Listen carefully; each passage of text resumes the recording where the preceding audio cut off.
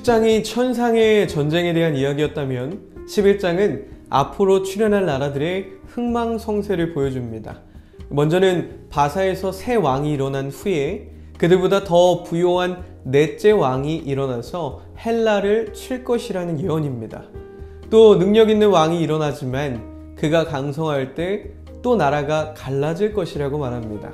그리고 남방왕과 북방왕이 화친을 이루지만 결국에는 전쟁이 일어나서 남방왕이 북방을 노력할 것이라고 예언합니다.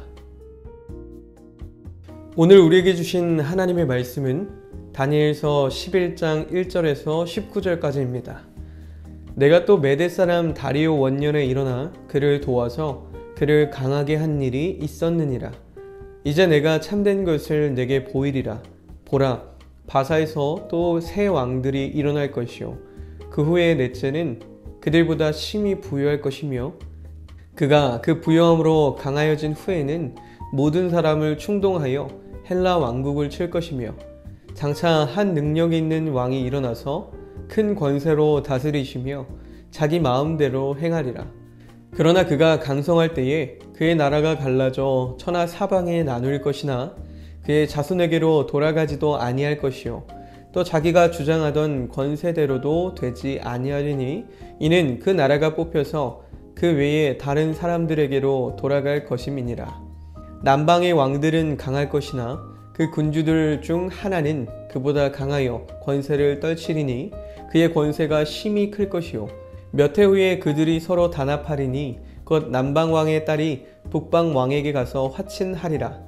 그러나 그 공주의 힘이 쇠하고 그 왕은 서지도 못하며 권세가 없어질 뿐 아니라 그 공주와 그를 데리고 온 자와 그를 낳은 자와 그때에 도와주던 자가 다 버림을 당하리라.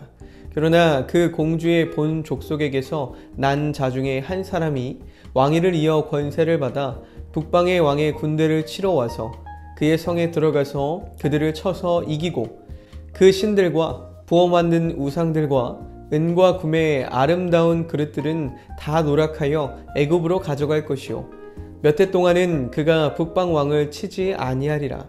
북방 왕이 남방 왕의 왕국으로 쳐들어갈 것이나 자기 본국으로 물러가리라.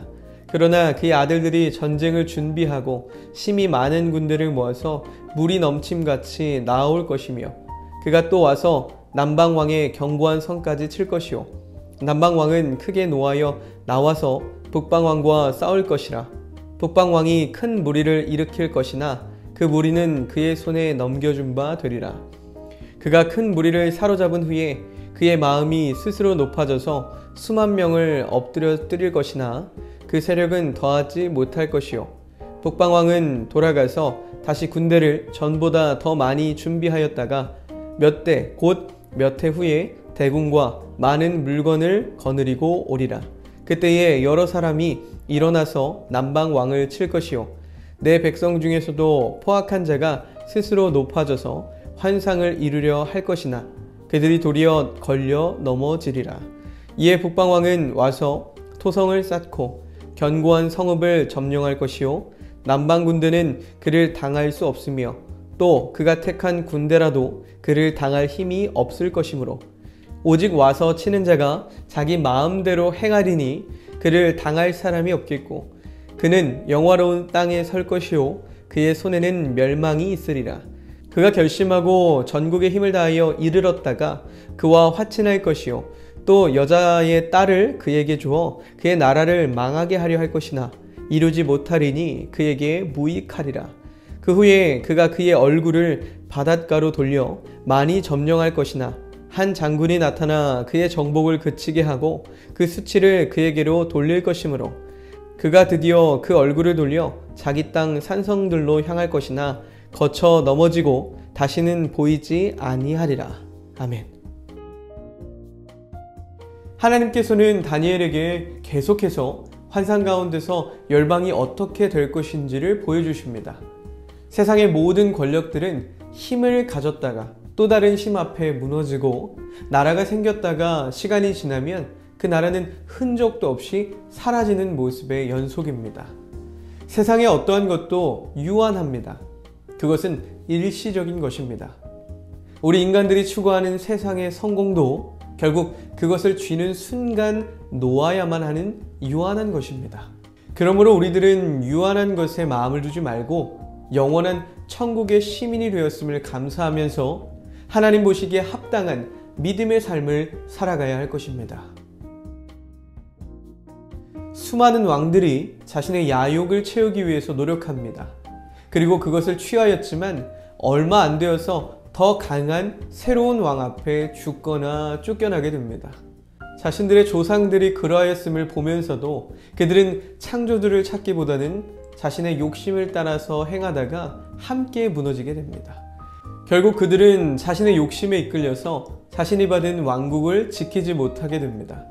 그들은 진정한 힘의 근원이 하나님이시라는 사실을 제대로 알지 못하고 자신의 힘을 더 의지하다가 다 무너져 버렸습니다. 그러므로 우리들은 언제나 창조주 하나님을 기억하고 그분의 관심에 초점을 맞추고 살아가야 할 것입니다. 세상의 나라를 일으키는 왕들은 하나같이 스스로 높아져서 그 일들을 행하게 됩니다.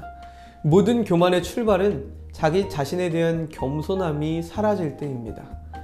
세상의 왕들은 조금만 세력을 가져도 스스로 자신을 높여서 전쟁을 일으키고 더 큰 세력을 탐하게 됩니다. 우리 믿음의 성도들도 항상 주의하고 행해야 될 것은 나 자신을 하나님 앞에 내려놓고 언제나 처음 받은 은혜의 감격을 잊지 않고 감사함으로 살아가는 것입니다. 하지만 많은 경우 교회 공동체 속에서도 자신을 스스로 높여서 하나님의 영광을 가리는 경우들이 적지 않다는 것을 알 수 있습니다. 하나님께서 사람을 지으셨던 것을 한탄하여 노아 시대에 대홍수를 내리셨음을 우리는 기억하고 항상 나 자신을 더 낮춰서 하나님의 영광을 드러내는 도구가 되어야 할 것입니다. 세상의 왕들과 같은 교만에 빠지지 않도록 해야 할 것입니다. 아무리 세상의 왕들이 강하다 하여도 그들의 힘은 한계가 있습니다. 그들은 결코 자기 하나님을 고백하는 사람들보다 강할 수 없습니다. 세상의 어떠한 힘도 오직 자기 하나님을 아는 자들을 넘어서지 못합니다. 오직 의인은 믿음으로 말미암아 살리라 라고 한 말씀처럼 그리스도인이 가장 강하게 사는 비결은 오직 하나님 앞에 바로 알고 그분의 도우심 앞에 나를 겸손히 내려놓을 때입니다. 하나님이 우리의 힘이요 방패시요 반석이시라는 사실을 바로 알고 유한한 세상의 힘에 의존하는 어리석음을 범하지 않기를 소망합니다. 결단기도 함께 읽겠습니다. 사랑의 하나님, 세상의 힘이 아닌 말씀을 의지하여 살게 하시고 어떤 일을 만나든지 가장 먼저 창조주 하나님을 기억하게 해주세요. 예수님의 이름으로 기도합니다. 아멘.